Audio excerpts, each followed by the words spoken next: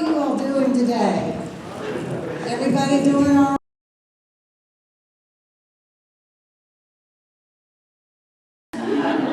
Maybe on Sunday morning?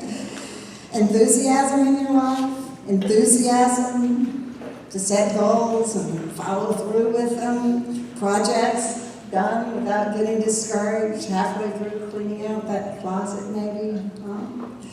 Whether they be writing a book or cleaning out the shelves in your kitchen, it takes zeal to carry through with it. So zeal is what we're going to talk about today. You can probably see the candles are lighted, therefore we're going to talk about one of the 12 powers. And of the 12 powers that Unity co-founder Charles Fillmore told us that we all have at our disposal at all times, zeal is the power designated for October. I presented this power the first Sunday of October, but it is so vitally important that I wanted to review it and go a little deeper today to help you see how you can really use this power to make your life better. So why is it so important? Because zeal is that power that pushes us on and helps us achieve our goals and to realize our dreams. Zeal is, well, synonyms: zest, enthusiasm, determination, energy, all which help us achieve our goals. You all remember the story of the tortoise and the hare, right? Remember the hare was infinitely faster as an animal, but it was the slow-moving tortoise that won the race because he kept on keeping on. And he won in the end. And so it is with zeal and how it helps us, coupled with its sister power, which is wisdom. Zeal helps us achieve anything we set our minds to, regardless of the temporary obstacles that seem to be there. We're programmed to see some things as obstacles. I introduced, remember, the power of zeal by giving you a visual image of it. Do you remember what the visual image story was? Anybody remember? I guess it was a whole different crowd the first. It was the Wizard of Oz, remember? Dorothy was full of zeal to reach the wizard so that she could find out how in the world she could get back home. Dorothy, remember, left home, but then she decided to come back. But when she came back, she found that her family was already locked in the storm cellar, and the tornado came and blew her and the house away. We're all like Dorothy sometimes. We often get blown off track by life's inevitable setbacks, but we're all in search of that place that represents peace and security and love. Home. Home is the symbol of that state of consciousness. It's the outer symbol. In spiritual teachings, this state is called, particularly in Christianity, the kingdom of heaven on earth. We, like Dorothy, often get blown off course by various life issues, sometimes by some bad choices, like Dorothy when she left home in the first place. But Dorothy never lost her zeal to return home to that place. So she got there in the end. And we should never, ever give up for our quest for happiness and inner peace and comfort and security and peace and joy. Never give up. That place that home represents is always there. Every spiritual teaching I've ever studied tells us how to attain that state. The path has been forged, the map has been drawn. We only need the zeal or the determination to follow it in order to manifest a wonderful life on earth, the kingdom of heaven on earth. It's said that in the story of the Wizard of Oz, the munchkins symbolize zeal, that part of Dorothy's psyche, you remember, that urged her on and attracted to her all that that she needed to reach her goal. We all have a munchkin part of our consciousness, of course, urging us on toward our goals. But the munchkin part of us often needs to be freed from such things as self-doubt, a lack of faith, negative thinking, bad self-concept maybe, that tells us we can't have that thing that we're searching for. In the Oz story, the wicked witch of the East represents those negative thoughts in us. When the witch was killed by Dorothy's house, which landed on her with Dorothy in it during the tornado, it killed the witch, and the munchkins were freed from their bondage to the wicked witch's spell. Sometimes we too are given a little help doing away with our mental witches like fear, doubt, negativity, so that we too can release our power of zeal. As in the case of Dorothy, it can even come in the form of a life-changing event that we may see as a tragedy at the time, but turns out to be a real turning point in our lives. Maybe a health issue. I'm sure many of you have dealt with a health issue of your own or with a loved one that makes you realize what's really important because you're afraid of losing your own life or your loved one. And all of a sudden, the real values come to the forefront. Dorothy's basic goodness, her sincerity, and right aim attracted the situation that killed her obstacle, the witch, and freed her zeal that's symbolized by the munchkins. Our basic goodness attracts to us too what we need to rid us of obstacles to accessing our zeal.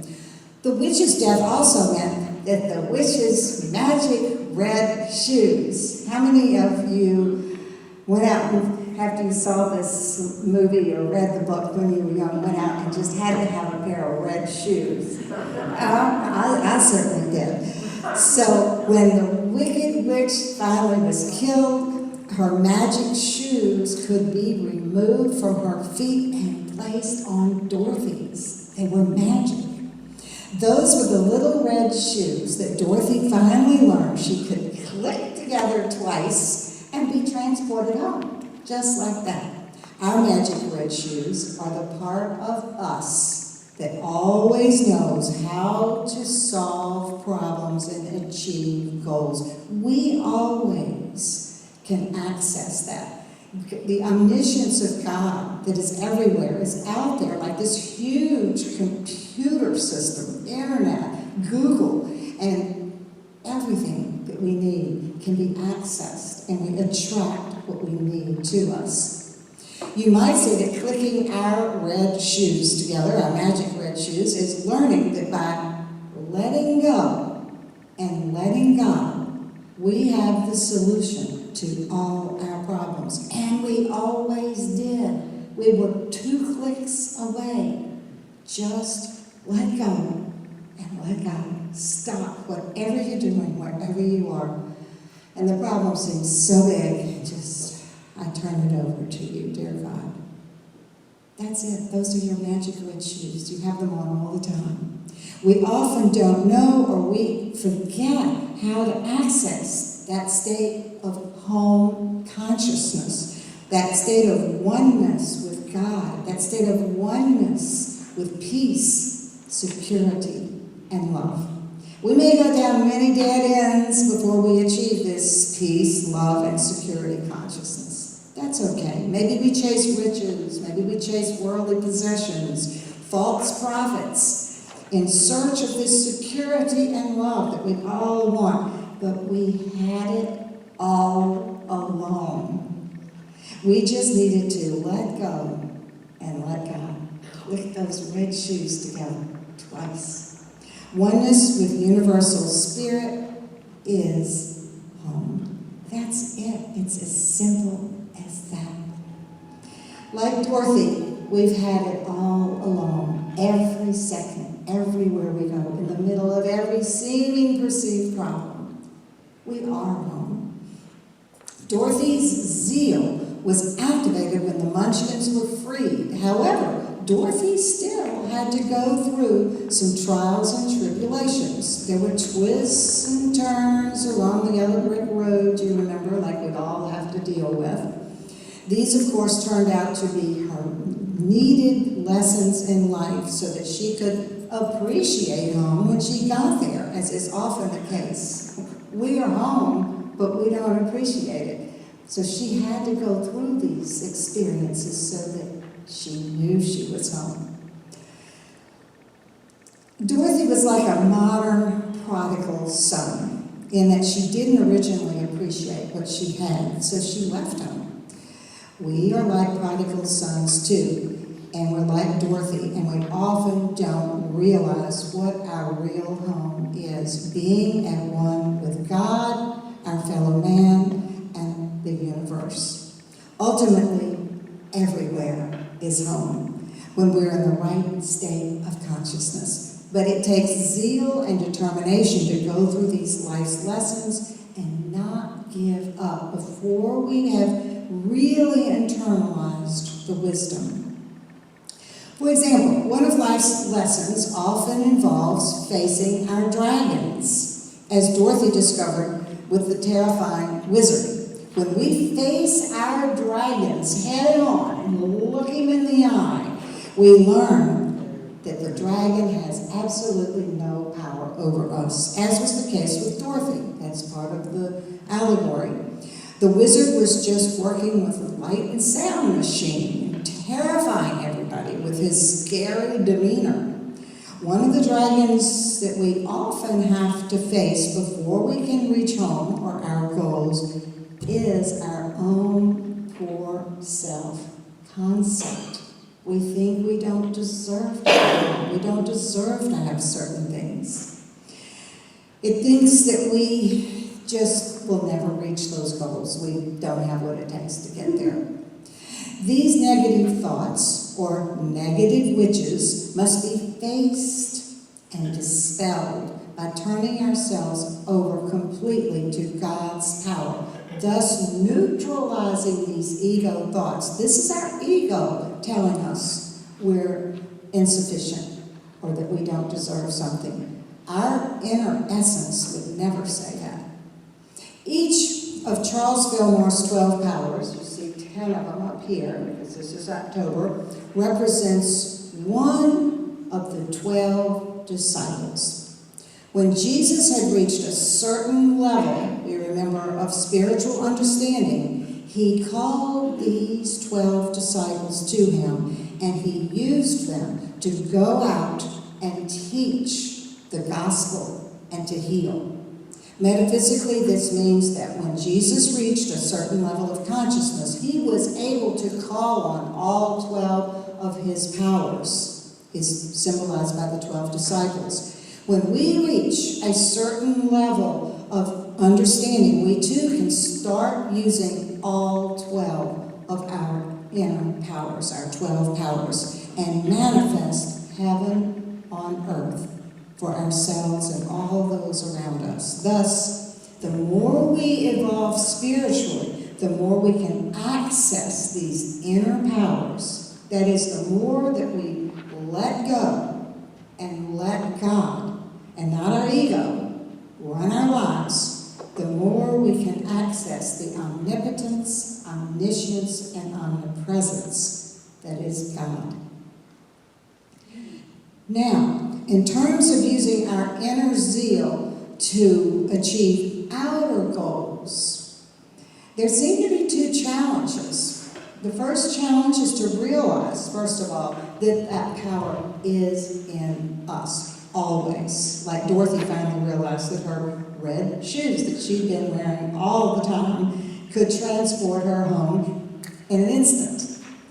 The second challenge is to channel that zeal in the right direction. Charles Fillmore said, and I quote, "We are free to do as we wish because we have free will. But divine law cannot be broken, and it holds us responsible for our actions. End of quote. In other words, karma is always at work. Action, reaction. There are certain eternal laws that must be observed. For example, the law of nature says that two solid objects can't occupy the same spot at the same time, right? And if we put our solid object, our body, out in front of a car, we're going to find that out. All those atoms are going to smash, and it's not going to be a good outcome for the car or us. We need to observe the eternal laws in the same way as we think of the laws of physics needing to be observed. We need to tap into our power of zeal, yes, but we also need to channel it in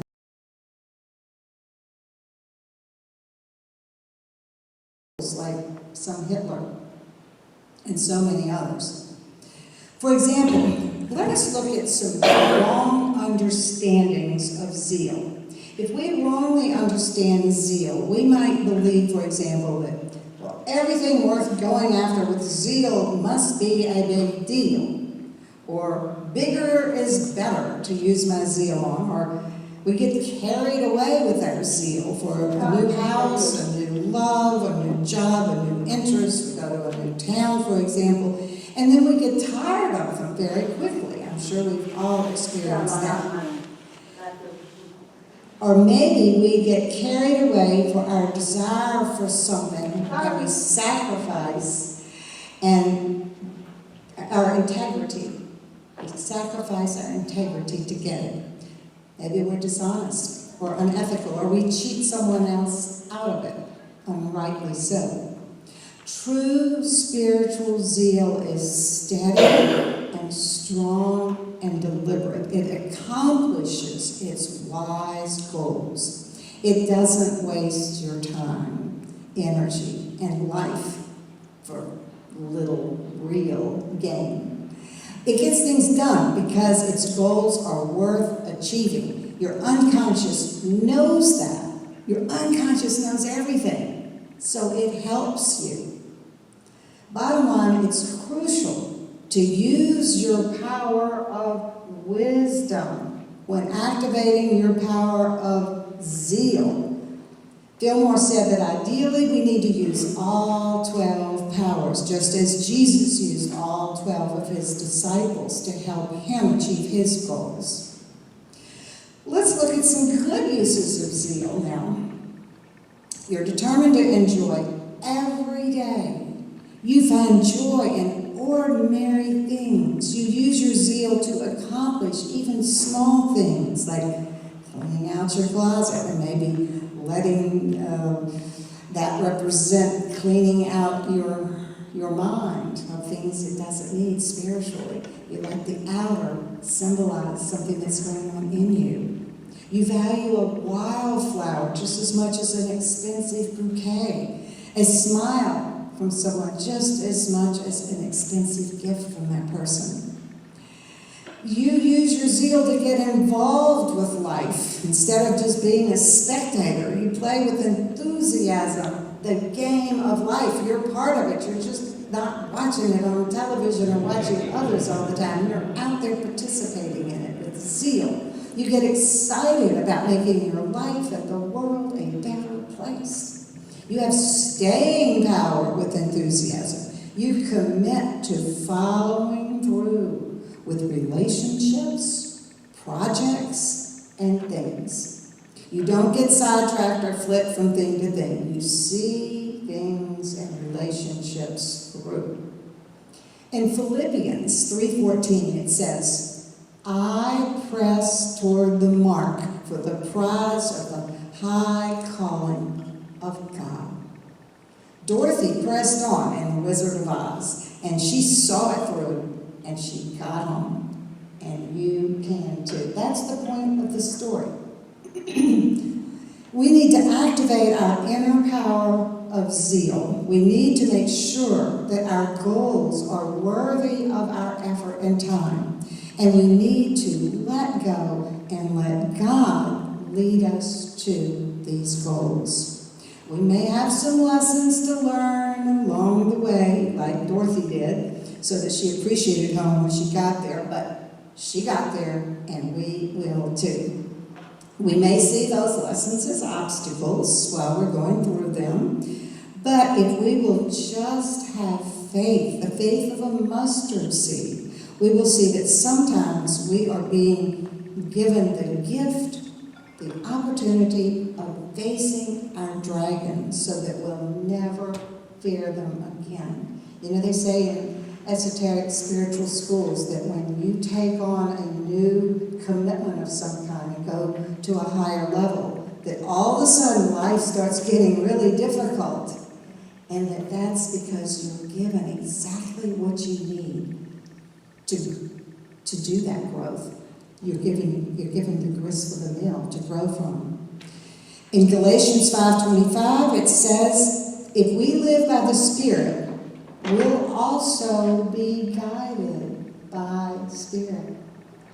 If we let Spirit lead us, we will generate zeal and whatever we need to carry on, and we won't waste our zeal on things that aren't ultimately even good for us. If we let Spirit guide us, we also don't fall into the trap of getting discouraged. A pitfall that is a real problem in our society of instant gratification today. If we don't get something immediately, we give up. Don't let that part of our society influence you. In our present-day society, many people prefer quick fixes instead of a slower but surer way. They turn to excessive, maybe alcohol, excessive painkillers, stimulants, escape activities, instead of the slower but surer solutions that our anxieties need to be dealt with and to grow from. They do these unhealthy things because they just don't have faith or the zeal to keep on keeping on when things maybe don't look like they're happening right away or in the way they think they should happen. They don't stop to notice that 2 steps forward and 1 back is growth. Think about that. 2 steps forward, 1 back. We get caught in the 1 back and we give up. That's going forward. Zeal keeps us determined, despite the curveballs, obstacles, and distractions that inevitably come up. And I know we're all seeing them in our society today. In fact, zeal uses these issues and these obstacles that come up as grist for the mill for us to grow from. Dorothy could have gotten discouraged many times along the way. She discovered that what she thought was her only hope, the wizard, was a fake. She could have given up right then and there. He had no idea how to help her get home, and that was her last resort. Most outward, worldly goals don't help us. That's the meaning of it. But Dorothy never lost her zeal, her determination, and she demanded an answer, and she got it. Just click those red shoes twice, and she'd be home. We all have within us all the powers that we need. Remember, the Tin Man discovered he had a heart all along. The Scarecrow discovered that he had a brain all along. The Lion discovered that he had courage all along. And we too have the power always, all along, to manifest the peace and security that home symbolizes. We too have what it takes to manifest our dreams. Just let go and let God. Click those little red shoes together. Meditation and prayer and mindfulness, Unity tells us, are sure ways of accessing our zeal because they help us stay aware. We need to stay aware of the importance of sometimes the slower but surer way. It's like chess. Sometimes we have to lose a few pawns before we can take the king, right? It's all part of the game of life. Ask for God's guidance. Stay open to all these lessons and stay open to the wisdom along the way too. Don't see things as obstacles. Just enjoy the journey. And remember that sometimes on our journey home, we are actually saved from suffering by certain things not working out.